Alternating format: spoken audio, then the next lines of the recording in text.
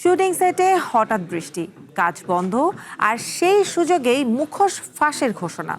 অভিনেত্রী মৌসুমী হামিদের এমন মন্তব্য ঘিরে সামাজিক মাধ্যমে তৈরি হয়েছে বেশ চাঞ্চল্য। তবে পুরো বিষয়টাই ছিল মজার ছলে।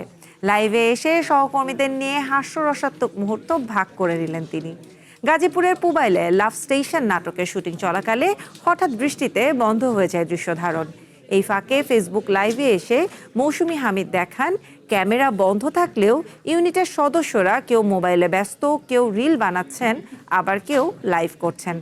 হাস্যরসের ভঙ্গিতে তিনি বলেন, আজকে সবার মুখোশ ফাঁস করব, যা মুহূর্তেই দর্শকদের মধ্যে কৌতূহল তৈরি করে। লাইভে তিনি আরও জানান, নাটকটি পরিচালনা করছেন সকাল আহমেদ। বৃষ্টির কারণে তাকেও বসে থাকতে দেখা যায় সেটে। এ সময় সামাজিক মাধ্যমে আয়ের বিষয়েও মজার তথ্য দেন মৌসুমী।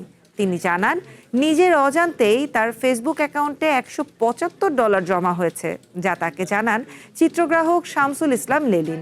এ খবরে উচ্ছ্বাসিত হয়ে মজা করে তিনি বলেন, টাকা তুললে সবাইকে নিয়ে হাঁস খিচুড়ি পার্টি দেবেন। এই শুটিংয়ে অংশ নিয়েছেন জনপ্রিয় অভিনেতা চঞ্চল চৌধুরী সহ আরও অনেকে।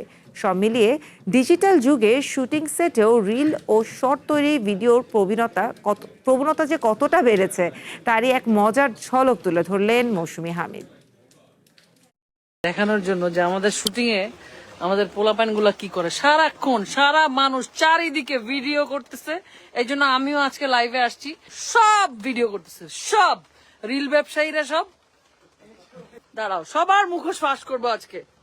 সকাল আহমেদের শুটিং এ সকাল আহমেদ আপাতত গালে হাত দিয়ে বসে আছে, কারণ আমরা লাভ স্টেশনে শুটিং করতেছি, বৃষ্টিতে আমাদের শুটিং গন।